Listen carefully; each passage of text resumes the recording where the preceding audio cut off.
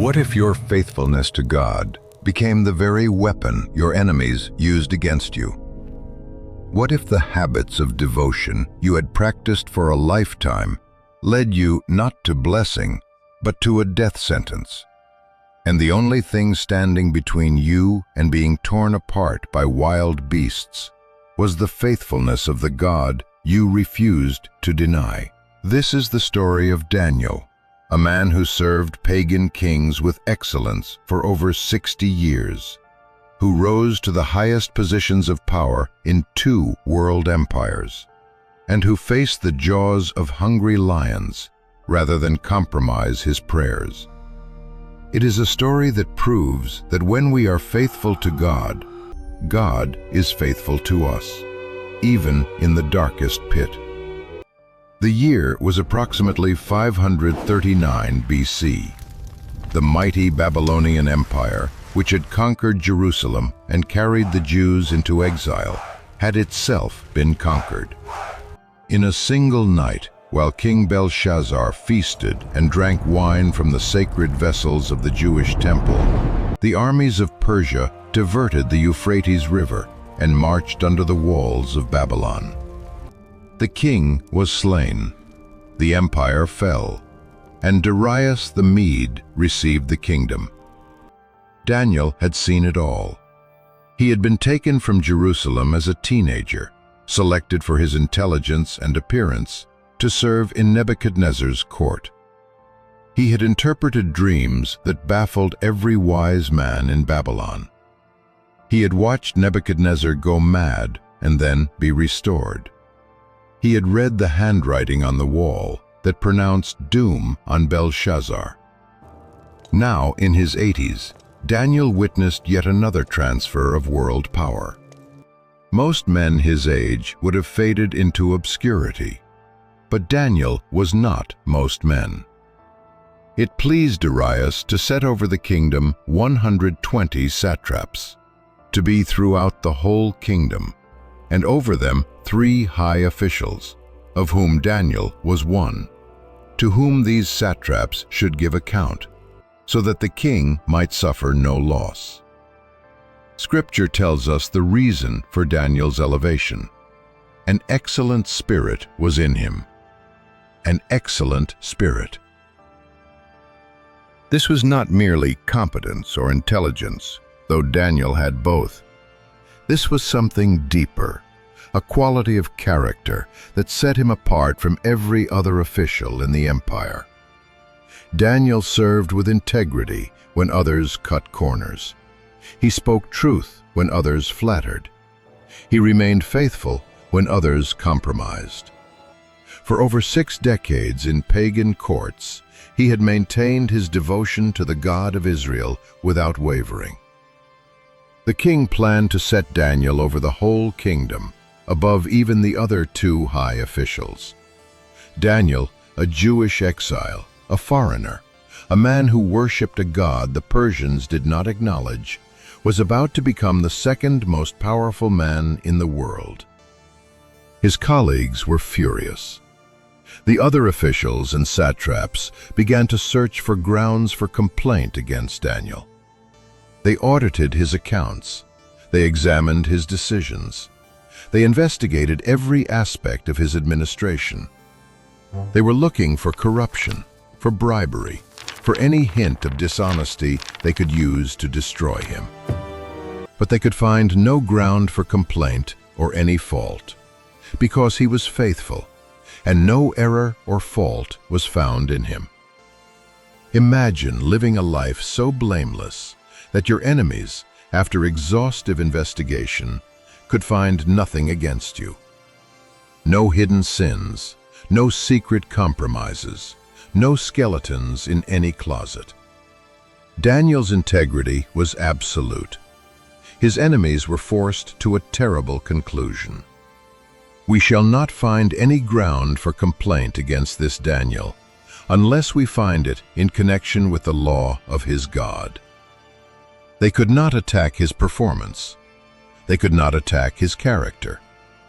The only vulnerability they could find was his faithfulness to God. And so they devised a plan of diabolical cunning. They came before King Darius with flattery on their lips. "O King Darius, live forever. All the high officials of the kingdom, the prefects and the satraps, the counselors and the governors, are agreed that the king should establish an ordinance and enforce an injunction that whoever makes petition to any god or man for 30 days, except to you, O king, shall be cast into the den of lions." They claimed that all the officials had agreed. This was a lie.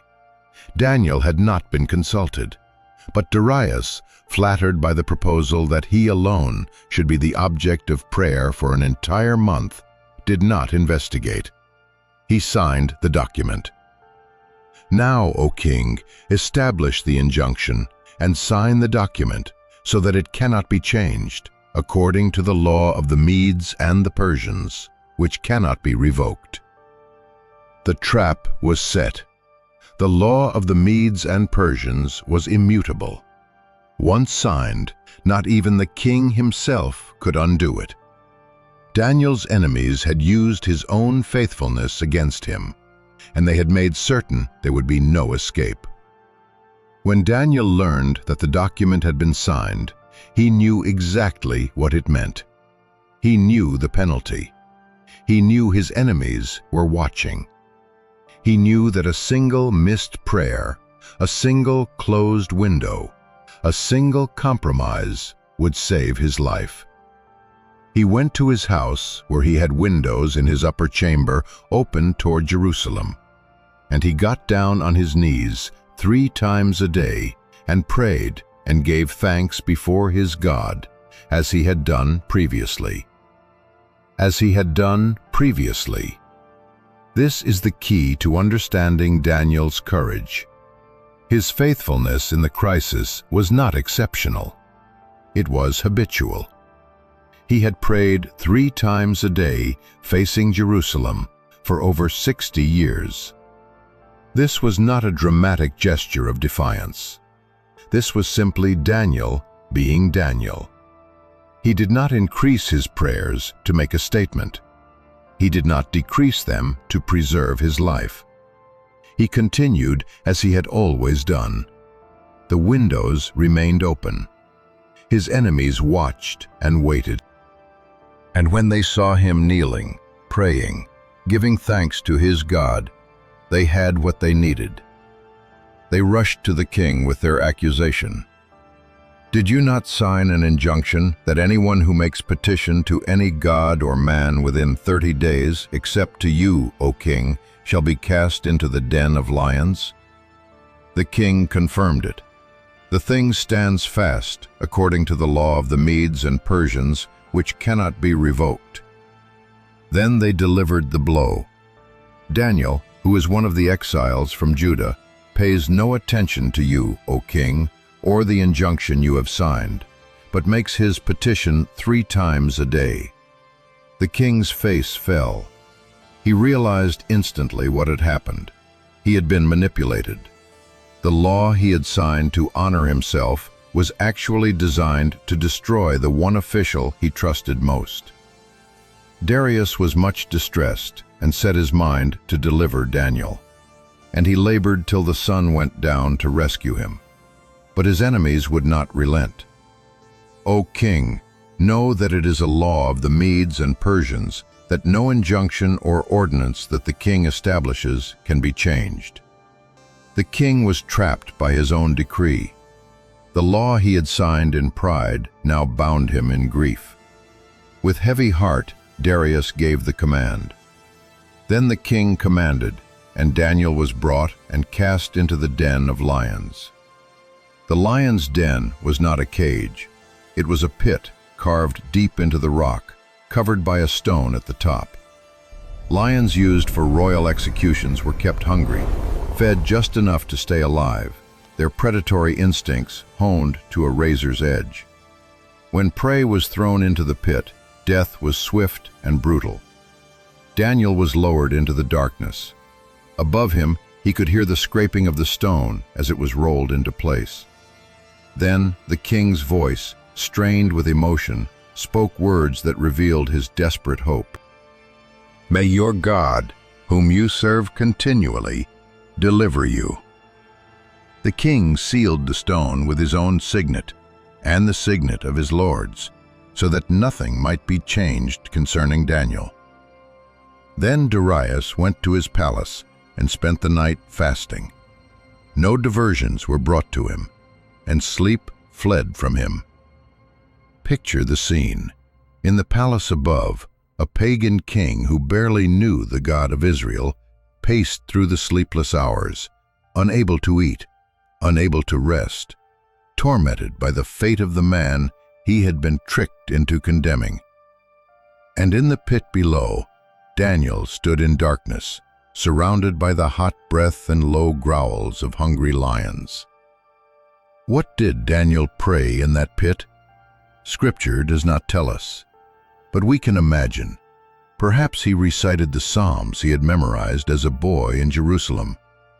"The Lord is my shepherd, I shall not want." Perhaps he recalled the promises God had made to his people. "Fear not, for I am with you." Perhaps he simply rested in the presence of the God he had served his entire life, trusting that whether he lived or died, he belonged to the Lord. The lions did not touch him. Then, at break of day, the king arose and went in haste to the den of lions. As he came near to the den where Daniel was, he cried out in a tone of anguish, "O Daniel, servant of the living God, has your God, whom you serve continually, been able to deliver you from the lions?" That question hung in the morning air. The king feared the worst. He had heard no cries in the night. Surely Daniel was dead, torn to pieces, devoured by beasts that knew no mercy. Then Daniel spoke, "O king, live forever. My God sent his angel and shut the lions' mouths, and they have not harmed me, because I was found blameless before him. And also before you, O king, I have done no harm." He was alive, not a scratch, not a wound, not a single mark from the lions that should have killed him the moment he entered the pit. God had sent his angel to close the mouths of the beasts. The same lions that would tear apart Daniel's accusers had become as gentle as lambs in the presence of the man who trusted God. Then the king was exceedingly glad and commanded that Daniel be taken up out of the den. So Daniel was taken up out of the den, and no kind of harm was found on him, because he had trusted in his God. Because he had trusted in his God. That is the summary of Daniel's deliverance. Not because he was clever, not because he was powerful, not because he had political connections, because he trusted God. But the story was not finished, and the king commanded, and those men who had maliciously accused Daniel were brought and cast into the den of lions, them, their children, and their wives. And before they reached the bottom of the den, the lions overpowered them and broke all their bones in pieces. The lions were hungry. They had been hungry all along. The only reason they had not devoured Daniel was divine intervention. The moment ordinary men entered that pit, the beasts did what beasts do. The same den that had been a place of miraculous preservation became a place of terrible judgment. Then King Darius wrote to all the peoples, nations, and languages that dwell in all the earth, "I make a decree that in all my royal dominion people are to tremble and fear before the God of Daniel. For he is the living God, enduring forever. His kingdom shall never be destroyed, and his dominion shall be to the end. He delivers and rescues. He works signs and wonders in heaven and on earth. He who has saved Daniel from the power of the lions. A pagan king who had signed a decree demanding that he alone be worshipped, now issued a decree commanding reverence for the God of Israel. Daniel's faithfulness in the pit had become a testimony to an entire empire. So Daniel prospered during the reign of Darius and the reign of Cyrus the Persian. The story of Daniel in the lion's den is not merely an ancient tale of miraculous escape. It is a pattern that points to something far greater. Like Daniel, Jesus was falsely accused by jealous enemies. Like Daniel, he was condemned by a ruler who found no fault in him. Like Daniel, he was sealed in a pit of death. But unlike Daniel, Jesus did not escape death.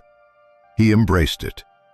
He descended into the grave not because he deserved it, but because we did. And on the third morning, another stone was rolled away. Another pit was found empty. Another king, the King of Kings, emerged victorious over the power of death itself.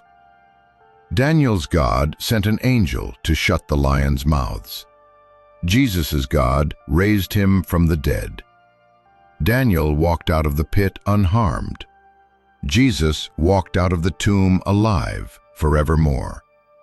The same God who delivered Daniel is the God who offers deliverance to you.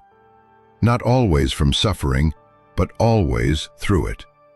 Not always from the pit, but always with you in the pit. He is the living God, enduring forever. His kingdom shall never be destroyed. He delivers and rescues. He works signs and wonders.